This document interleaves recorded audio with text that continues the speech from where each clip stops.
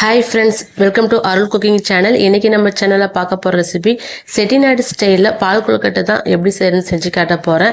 இந்த ரெசிபி பார்க்குறதுக்கு முன்னாடி என்னோடய சேனலை நீங்கள் சப்ஸ்கிரைப் பண்ணாமல் இருந்தால் ப்ளீஸ் சப்ஸ்கிரைப் பண்ணுங்கள். பக்கத்தில் இருக்கிற பெல் பட்டனையும் கிளிக் பண்ணுங்கள். இப்போ வாங்க எப்படி செய்கிறதுன்னு பார்க்கலாம். ஃபஸ்ட்டு நான் ஒரு 3/4 கப் அளவுக்கு ஒரு 1.5 கப் அளவுக்கு தண்ணி சேர்த்துருக்கேன். கூடவே தேவையான அளவு உப்பு, ஒரு 2 ஸ்பூன் அளவுக்கு சுகர் சேர்த்துருக்கேன். சுகர் சேர்த்து செய்யும் போது கொழுக்கட்டை நல்லா டேஸ்ட்டாக ஸ்வீட்டாக இருக்கும். ட்ரை பண்ணி பாருங்கள். கூடவே ஒரு 1 ஸ்பூன் அளவுக்கு நெய். இப்போ தண்ணி நல்லா லைட்டாக கொதி வந்ததும் ஸ்டவ் ஆஃப் பண்ணிக்கணும்.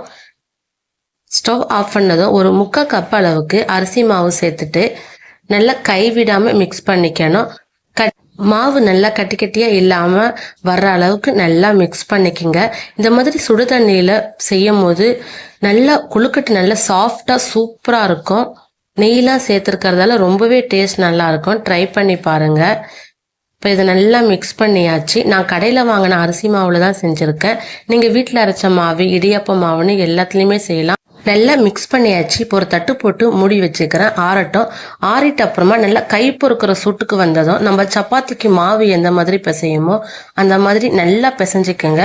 அப்போ தான் நல்லா சாஃப்டாக கொழுக்கட்டை நல்லா சூப்பராக வரும். இப்போ நல்லா சாஃப்டாக மாவு பிசைஞ்சாச்சு. கையில் எண்ணெய் அப்படின்னா நெய் தடவிக்கிட்டு கொஞ்சம் கொஞ்சமாக மாவு எடுத்துட்டு இந்த மாதிரி உருட்டிக்குங்க. இந்த மாதிரி நெய் அப்படின்னா எண்ணெயை தடவிட்டு உருட்டும் போது விரிசல் இல்லாமல் நல்லா ரவுண்டாக சூப்பராகவே வரும். நான் ஒரு மீடியமான சைஸில் உருண்டை பிடிச்சி வச்சுக்கிட்டேன். இப்போ இந்த கொழுக்கட்டையை வேக வைக்கிறதுக்கு ஒரு 1/2 லிட்டர் பால் ஊற்றி வச்சுருக்கேன். ஒரு 1/4 டம்ளர் அளவுக்கு தண்ணி சேர்த்துட்டு இப்போ பால் நல்லா கொதிக்கட்டும். பால் நல்லா கொதிச்சு வந்ததும் ரெடி பண்ணி வச்சிருக்க கொழுக்கட்டையை இதோட சேர்த்துக்கணும். பாலில் இந்த மாதிரி கொழுக்கட்டையை வேக வச்சு செய்யும் போது அது டேஸ்ட் ரொம்பவே சூப்பராக யம்மியாக இருக்கும். ட்ரை பண்ணி பாருங்கள். நெக்ஸ்ட்டு தேங்காய் பால் எடுத்து வச்சுக்கணும். ஒரு 1/2 கப் அளவுக்கு சுகர் சேர்த்துருக்கேன். சுகர் மைல்டாக இருக்கட்டும்ன்றதால நாங்கள் ஒரு 1/2 கப் அளவுக்கு எடுத்திருக்கேன். நீங்கள் 1 கப் அளவு கூட எடுத்துக்கலாம்.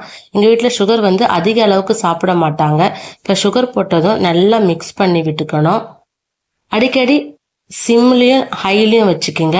நெக்ஸ்ட்டு ஒரு 2 ஸ்பூன் அளவுக்கு அரிசி மாவை சேர்த்து கொஞ்சமாக தண்ணி விட்டு நல்லா கட்டிகள் இல்லாமல் நல்லா மிக்ஸ் பண்ணிவிட்டு சேர்த்துக்கணும். இந்த மாதிரி சேர்க்கும் போது நல்ல திக்னஸ் கொடுக்கும். அதிகமாக சேர்க்க வேணாம். லைட்டாக ஒரு 1.5 ஸ்பூன்லேருந்து 2 ஸ்பூன் அளவுக்கு சேருங்க. அப்போ தான் கரெக்டாக இருக்கும். இல்லைன்னா ரொம்ப கட்டியாகிடும். அரிசி மாவு தண்ணி சேர்த்ததும் இந்த மாதிரி மிக்ஸ் பண்ணி விட்டுக்கிறேன். ஏலக்காய் தூள் ஒரு 1/2 ஸ்பூன் அளவுக்கு சேர்த்துருக்கேன். இதோட வாசனை நல்லா இருக்கும். டேஸ்ட்டுமே நல்லா இருக்கும்.